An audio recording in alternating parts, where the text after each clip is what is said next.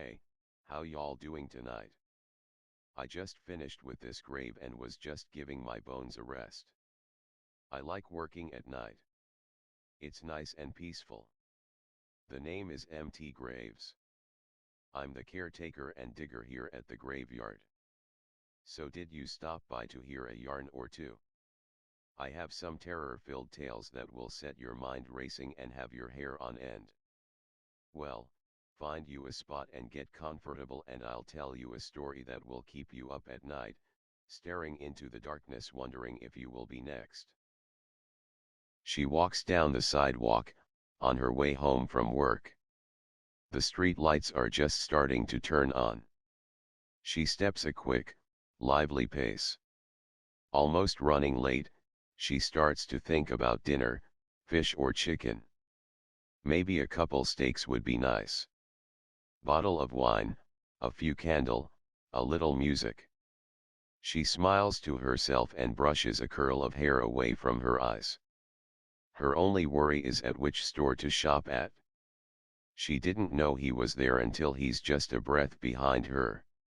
She only sees a flash of metal, a gasps escape her lips, then his right hand, hot wet, and grimy, covers her mouth, and a sharp knife is pressed to her delicate throat. He pulls her backward into a shadowed alley. She staggers back to keep up, she feels cold metal on her throat. Panic rises and instinctively she grabs at his hand, but he grunts and deliberately jerks the knife. The tip of the blade jumps and nicks a neat little prick in the side of her neck. She cries out through his meaty fingers and tries to lean away. But the knife tip is against her neck on the right, and his head presses into the left. Tears come as she realizes, they're nowhere to go. His grip shifts only slightly, to better hold her with the knife. Hot breath smells bitter, almost sour as he pants in her ear. His right hand comes down, yanking her arms down with it. Fear-driven now, and she beg. Please, no, she whimper, her body stiffening.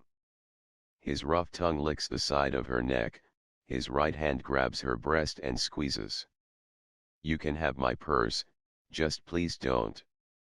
He growls in frustration and jerks the blade up again, harder this time. The smell of sweat, dirt, and filth assaults her nose. She tries to wail, but the sound doesn't come out, pressing her head back, but his shoulder catches it. Not just a dot now, there is a short, vertical line on her skin that burns hot. Weeping, her hands ball into fists and she begs for release. Fear begins to ebb as despair gently settles in. He pulls the earrings and necklace, as the knife presses harder against her skin. But the instant before he releases her, the knife flicks back in a practiced, circular motion. Knees weak, she drops to the ground and her hand comes up to her neck. A long line burns, and her hand comes away sticky wet with blood. She stares up at her attacker, seeing for the first time that he wears not rags, as she assumed, but a expensive suit. Instead of filthy dirt, and disgusting, he is handsome and stylish. He stares down at her and their eyes lock. Still panting, he watches intently as she collapses to her elbows, holding her bleeding throat. He made sure to catch both arteries, so it won't be long. Despair rears its ugly head one last time as blackness creeps in at the edge of her vision. Blood, her life, drips from the knife he still holds in his right fist. His eyes are black pools, reflecting nothing but madness, and his lips part into a slight smile. She's sprawled full length now, not even your arms will work.